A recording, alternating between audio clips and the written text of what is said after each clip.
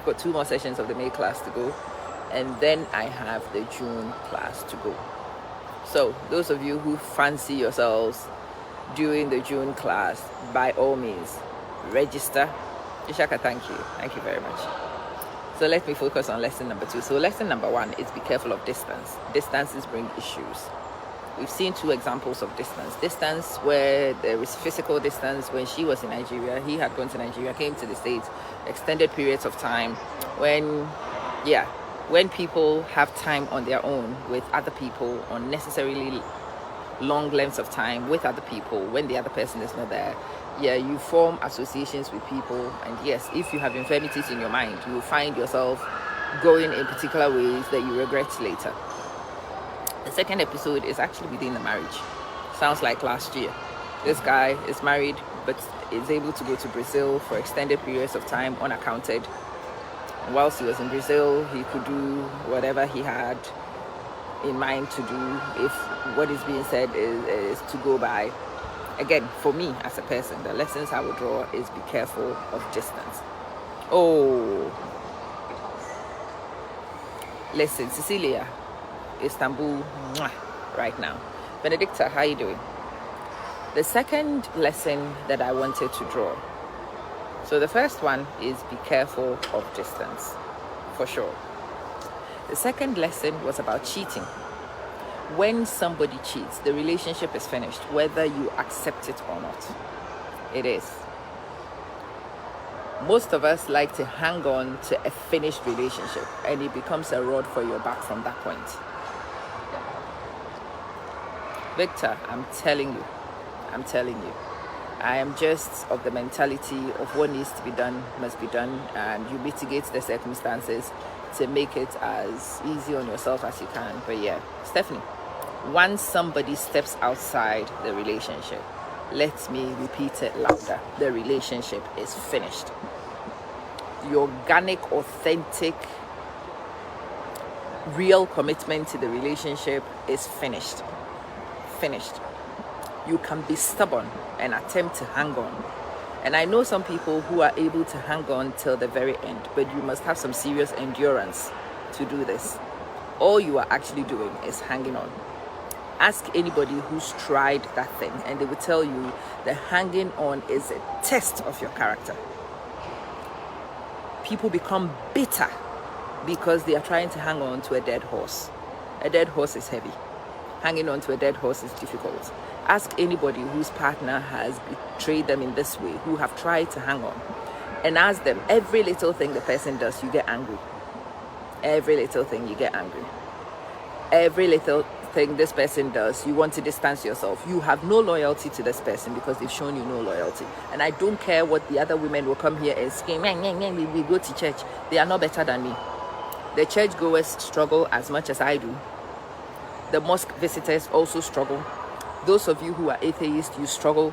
It is the human mind's construct to also not want to give loyalty where none has been received. That's how the mind is. But a lot of us attempt to override these things, thinking that we are smart and we are special and we can cope, blah, blah, blah. Like I said, I spent a lot of time with a lot of people, especially women now in the late 70s, 80s.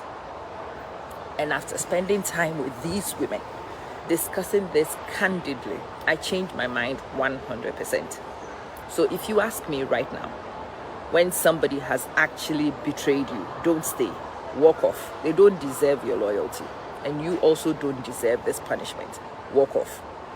If the person is the richest person on earth, well, Mrs. Gates has just recently walked. Doesn't matter. The money doesn't compensate. Believe me. It does not compensate. The influence does not compensate. You will live an empty shell of a life because you want to be stubborn and hang on to a dead horse. That's if you are the person who is forgiving the cheating. Yeah. Hello, Miss Ajana. If you are the one attempting to forgive cheating, I can tell you on good authority, hanging on to a dead horse is going to be painful. A dead horse is heavy. You are going to doubt yourself every time the person goes somewhere. You are wondering, is he doing it again? Is she doing it again? When the person is on the telephone, you have to be listening to all their conversations. When they are smiling with people, who is he or she at it again? You will never know peace. You will not know peace. There is no point. There is no point in doing it. And as for the anger and the bitterness, go ask. Better people will tell you how they have suffered. I know a woman who is herself a pastor, and she forgave her husband. But she also admits now that she is actually responsible for all the medical issues that the guy has now. It was the bitterness. It was the bitterness. In her case, she didn't even know what she was doing. She was just doing these things, creating this toxic environment, and both of them are seriously ill right now. Antonia, how are you doing? Yeah. Those who have tried before have failed miserably. And so now I don't even tell anybody to attempt to do it. A person cheats on you, it means that the relationship was not strong enough. The relationship had gaps and deficits. It was not meeting a need anyway. So let the person free so they can go find what they need, which is not you. Let them go. It's a hard thing to do, especially when you've built a relationship with somebody, when you've been married with somebody, when everything of yours is tied with this person. Hello, Sister Ama. How are you doing? It's hard. I'm not saying it's easy. But these are the bottom lines. It's finished.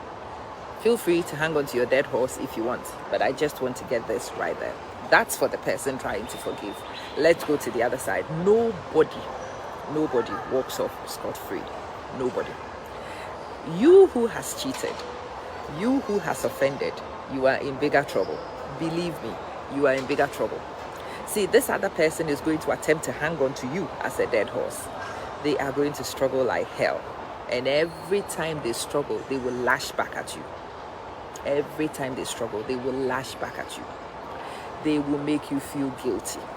Oh, they will hold it over your head. And if you are unfortunate and the person is as vindictive as I am so vindictive. I am very vindictive. I know these character traits.